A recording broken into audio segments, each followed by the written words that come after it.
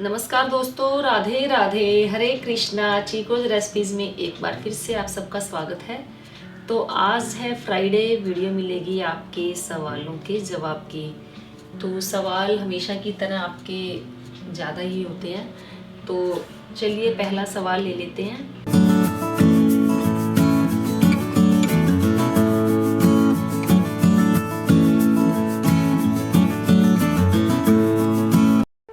Subscribe करें chikoo recipes को और बेल आइकन को टैप करें मेरी हर वीडियो सबसे पहले देखने के लिए। तो पहला सवाल ले लेते हैं। आपका सवाल काफ़ी बड़ा है और उसका जो जवाब है वो भी काफ़ी बड़ा होगा, तो बाकी सबके जो जवाब है रह जाएंगे। उनको जो नेक्स्ट वीडियो आएगी पार्ट 2, उसमें आप सबके जवाब ज़रूर मिलेंगे। और जो ये पहला सवाल मैं लेने जा रही हूँ ये बहुत इम्पोर्टेंट है, मुझे इनका जवाब लेना बहुत ज़रूरी था। और पहले तो मैं सोच रही थी क्यों ना एक अलग से वीडियो बना दी जाए, लेकिन मैंने सोचा कि चलो सवाल जवाब वाली वीडियो में ही इनका जवाब दे दिया जाए। तो नाम मैं इनका नहीं लूँगी। इन्होंने बोला कि हाय माँ, राधे राधे राधे राधे जी, मेरा नाम मैं आपको एक बात बतानी है कि मैं एक गे हूँ और मुझे बहुत बुरा लगता है कि लोग मुझे बहुत चिढ़ाते हैं। मैं बचपन से ये सब ताने सुन रहा हूँ, मैं बहुत परेशान हूँ, मैं क्या करूँ माँ बताइए प्लीज़, मैं डिप्रेशन में जा रहा हूँ। और एक बात मैंने आपको एक बार पूछा था कि मैं आपको माँ बोल सकता हूँ क्या, तो आपने हाँ बोला था, इसलिए मैं आपको माँ बोल रहा हूँ। प्लीज़ बताएंगे माँ कि मैं क्या करूँ, क्या श्री कृष्ण मेरी हेल्प नहीं कर सकते, या पूरा समाज मुझे बहुत चिढ़ाते हैं माँ, मैं क्या करूँ। तो जी आपने बोला कि श्री कृष्ण मेरी हेल्प नहीं कर सकते, तो जी क्यों नहीं कर सकते। परमात्मा उनकी सहायता करता है जो अपनी सहायता स्वयं करते हैं। ईश्वर ने आपको सुंदर सा मन दिया है, 2 सुंदर आंखें दी हैं, सुनने के लिए कान दिए हैं, बोलने के लिए वाणी दी है, और सबसे अच्छी चीज़ तो भगवान ने हमें मनुष्य जीवन में आकर दिमाग दिया है। और वो दिमाग भी ऐसा दिया है, उसमें हमारी बुद्धि दी है, सोचने समझने की हमें शक्ति दी है कि हमें क्या सोचना है, क्या नहीं सोचना, क्या चीज़ हमें अपनी बुद्धि में डालनी है, क्या चीज़ हमें अपनी बुद्धि से बाहर निकाल देनी है। तो चलिए आज बात समाज की ही कर लेते हैं कि समाज है क्या। समाज हम लोगों से ही बना है, जैसे हम परिवार के 4 लोग हैं, समाज हम ही से ही बनता है। क्योंकि समाज की तो आदत ही है कि वो हर किसी को टोका टिप्पणी करता ही करता है, या यूँ कह लो कि एक धारणा बन चुकी है या एक आदत बन चुकी है कि कोई सुंदर है तो ये इतना सुंदर क्यों है, इसमें भी कोई कमी निकाल देंगे। उसको कहेंगे नहीं सुंदर तो बहुत है, इसकी नाक मोटी है, इसकी आंखें छोटी है। कोई अगर एक आंख से काना है तो उसको कहेंगे कि इसकी एक आंख खराब है। कहीं ना कहीं कमियां निकालने वाले आपको मिल ही जाएंगे।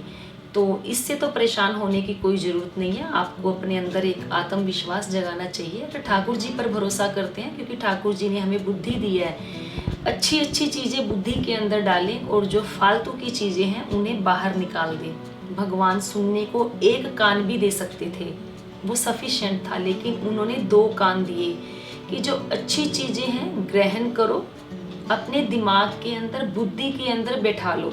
जो फालतू की चीज़ें हैं, जो कचरा है, उसे एक कान से अगर आपने सुना है तो दूसरे कान से उस कचरे को बाहर कर दो। ना तो उसे आप अपने मुख के अंदर लेकर आए, ना उसे आप अपनी बुद्धि के अंदर लेकर आए। इसीलिए भगवान ने 2 कान दिए हैं। तो आपने बोला कि आप गे हैं, तो जी देखिए ये एक प्राकृतिक है, कोई आपने अपने आप से तो ये चीज़ बनाई ही नहीं है, और ऐसा भी नहीं कि ये कोई बीमारी है जिसका इलाज किया जा सके। ये तो ईश्वर की देन है, परमात्मा ने आपको ऐसा बनाया है। तो समाज में जो भी लोग हैं उनका काम चिढ़ाने का ही होता है। सुंदर होंगे तो भी चिढ़ाएंगे, एक पैर नहीं होगा तो भी चिढ़ाएंगे, एक आंख नहीं होगी तो भी चिढ़ाएंगे। उनका काम है सिर्फ और सिर्फ दूसरों के अंदर कमियां निकालना। तो ऐसा नहीं कि सारी दुनिया ही ऐसी है, पूरा समाज ही ऐसा है। अगर सारी दुनिया ही ऐसी होती तो ये जो युग है, कलयुग है, कब का ख़त्म हो चुका होता।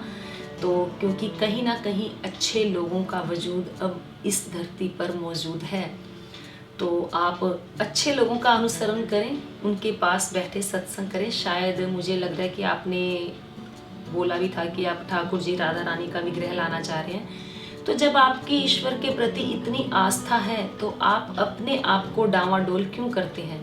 क्योंकि ये ईश्वर की देन है, आपको ईश्वर ने ऐसा बनाया है। तो ईश्वर की दी हुई चीज अच्छी होती है और उसकी हर दी हुई चीज में कोई ना कोई कारण अवश्य होता है जो ईश्वर ने आपको सबसे हटके बनाया है। तो मुझे नहीं लगता लोग आपको क्यों चिढ़ाते हैं, ऐसी लोगों की मानसिकता क्यों है, बल्कि आप लोगों को प्रोत्साहन देना चाहिए कि ये आपने अपने आप से कोई नहीं बने हो, ये प्राकृतिक है, ये कोई बीमारी भी नहीं है। तो सबसे अच्छी बात तो आपने खुद ने ये बोला कि मैं गे हूँ, मुझे आपकी हेल्प चाहिए। तो जी बिल्कुल आपको डिप्रेशन में जाने की कोई ज़रूरत नहीं है। आप लोग जो बोलते हैं उनको चिढ़ाने दीजिए। अगर आप उनकी बातों से चिढ़ेंगे तो वो आपको और ज़्यादा चिढ़ाएंगे। आप गीता पढ़ा करें, जीने की कला आएगी। और वैसे तो जीने की कला गीता तो सिखाती ही सिखाती है, एक अच्छी मैनेजमेंट बुक है। मैं ये नहीं कहूँगी कि वो एक धार्मिक बुक तो है ही है, लेकिन मेरी नज़र में एक मैनेजमेंट बुक है, जीवन जीने की कला सिखाती है। लेकिन उससे ज़्यादा जीने की कला हमें जो समाज के लोग हैं वो सिखाते हैं, और वो भी तब सिखाते हैं जब वो हमें उल्टा सीधा बोल रहे होते हैं। तो हम उनकी बातों में ना आकर हम अपने लक्ष्य को निर्धारित कर कर उसी पर चल रहे होते हैं, तो उनकी बातों का हमारे ऊपर कोई असर नहीं पड़ता। तो जी आपका भी जो भी एम है आप उस पर निगाह रखें, उस पर अपनी दृष्टि रखें। लोग क्या कहते हैं, लोग क्या नहीं कहते, लोगों का काम तो कहना ही है। अब जैसे मैंने पीछे वीडियो बनाई थी, लोग मुझे क्या क्या बोलते हैं तो बोलने दीजिए, मुझे कोई असर नहीं पड़ता उनकी बातों का। हाँ, मुझे असर पड़ता है जब खुद की नज़रों में मैं गिर जाऊंगी, मुझे खुद को लगेगा कि मैंने उसके साथ गलत किया, मुझे ऐसा नहीं करना चाहिए था, या मैंने किसी को तकलीफ़ दी अपने मन से, अपने कर्म से, अपनी वाणी से या अपने वचनों से, तब मुझे दुख लगेगा कि मुझे ये सब नहीं करना चाहिए था। तो आप भी अपने ठाकुर जी की सेवा में लगे रहें। शायद फिर बोल रही हूँ कि आपने राधा रानी या कान्हा जी का विग्रह मंगवाया है या आने वाला है, तो आप उनकी सेवा में लगे रहें। अगर आप पढ़ते हैं तो आप अपनी पढ़ाई में लगे रहें, या जो भी आपका एम है आप उस पर अपनी दृष्टि रखें। लोग क्या कहते हैं, क्या नहीं कहते। अगर आप कुछ करेंगे तो भी आपको लोग कहेंगे, अगर आप कुछ नहीं करेंगे तो भी लोगों का काम है आपको कहना ही कहना है। अगर ये अब आपके ऊपर डिपेंड करता है कि आपने लोगों को कैसे डील करना है। और आपने बोला कि कृष्णा सहायता नहीं करेंगे, तो जी बिल्कुल करेंगे।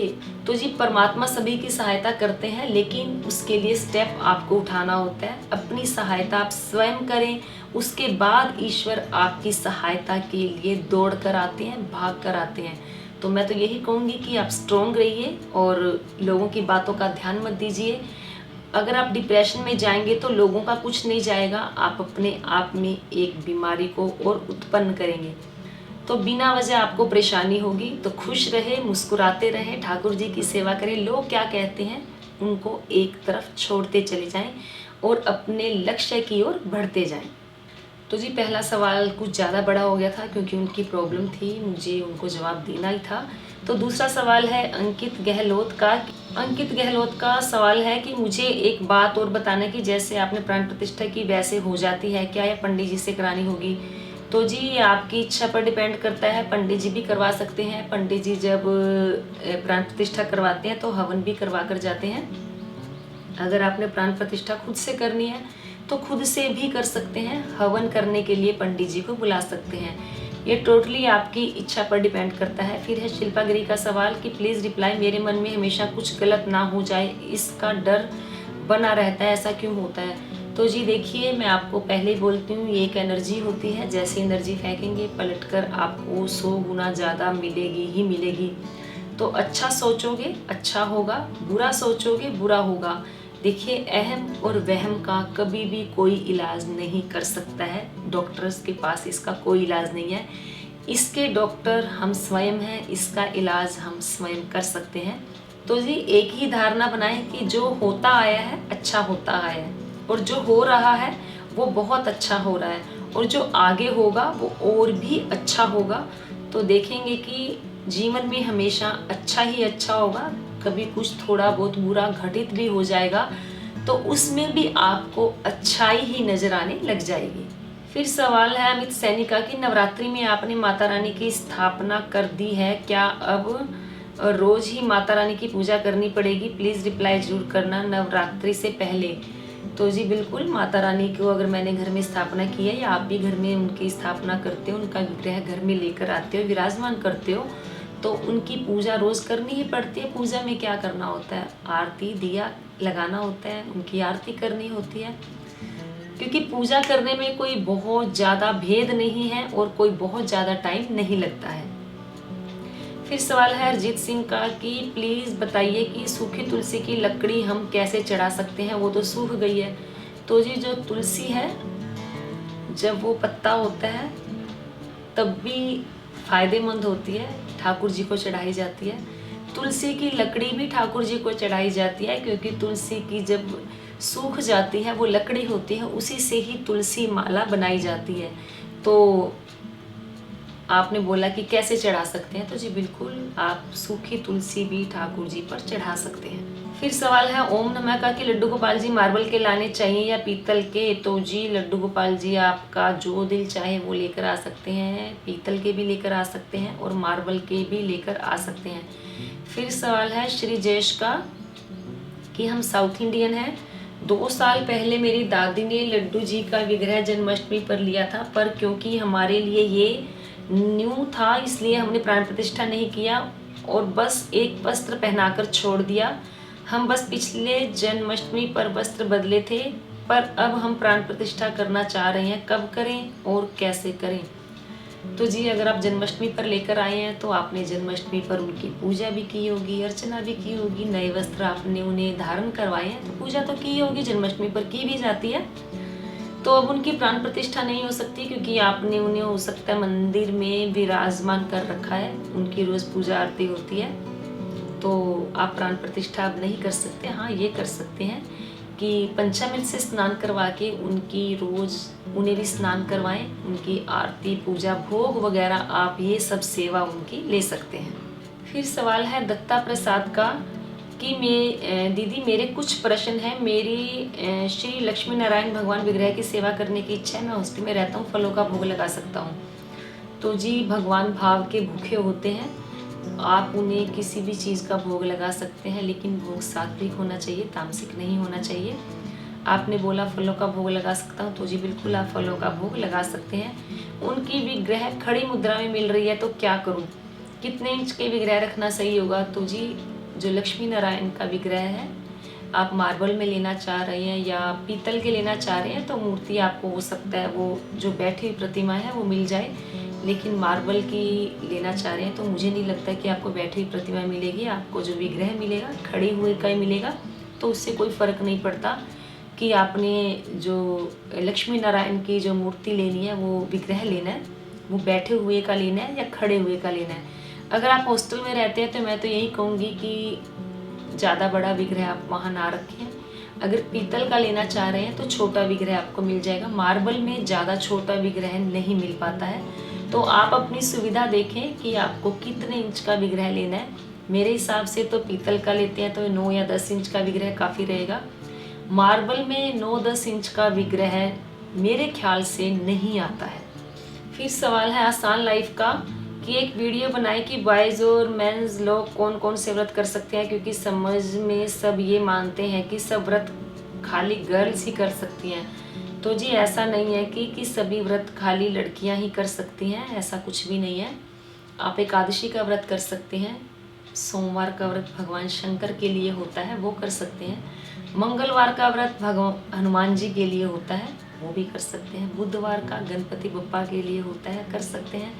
बृहस्पतिवार का व्रत गुरु के लिए भी किया जाता है और भगवान श्री हरि विष्णु के लिए किया जाता है, वो व्रत भी आप कर सकते हैं। फ्राइडे को व्रत आता है माँ लक्ष्मी का, वो कर सकते हैं। कुछ लोग शनिवार के व्रत भी करते हैं। संडे को सूर्य भगवान का व्रत किया जाता है, वो भी आप कर सकते हैं। तो ऐसा नहीं है कि पूजा पाठ करने का हक या कोई व्रत उपवास करने का हक जो सिर्फ है लड़कियां ही करती हैं, लड़के नहीं करते हैं। तो आप लड़के भी या जो आदमी है वो भी व्रत कर सकते हैं। तो जी जो जैसे करवा चौथ का व्रत आ गया या चौथ का व्रत आता है, वो व्रत आदमी नहीं करते हैं। जैसे प्रदोष व्रत आता है वो प्रदोष व्रत भी जोड़े सहित किया जाता है। अगर आप शादीशुदा हैं तो पति पत्नी दोनों करते हैं, अगर शादीशुदा नहीं भी हैं तो भी प्रदोष के व्रत जो आदमी है वो भी कर सकते हैं, लड़के भी प्रदोष का व्रत कर सकते हैं। फिर सवाल है श्री राधा कृष्ण का कि मेरा क्वेश्चन है कि हम श्री राधा कृष्ण की सेवा पूजा कर सकते हैं राहु काल में, क्योंकि उस समय देवी देवताओं की पूजा करना वर्जित होता है, इसलिए मैंने ऐसे पूछा।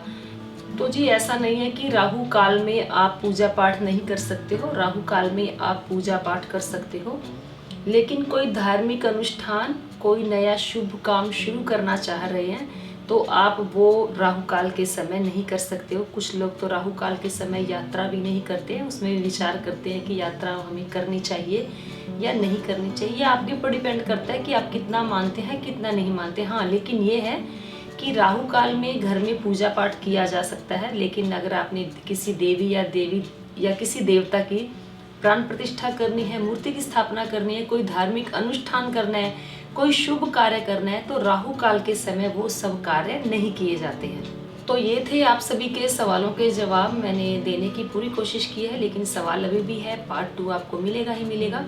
तो उम्मीद करती हूँ आपको आज की वीडियो जरूर पसंद आई होगी। तो लाइक करें, शेयर करें, चैनल को सब्सक्राइब करना बिल्कुल ना भूलें। हमेशा की तरह अपने सुझाव देते रहें। आज के लिए इतना ही, फिर मिलते हैं। धन्यवाद। हरे कृष्णा।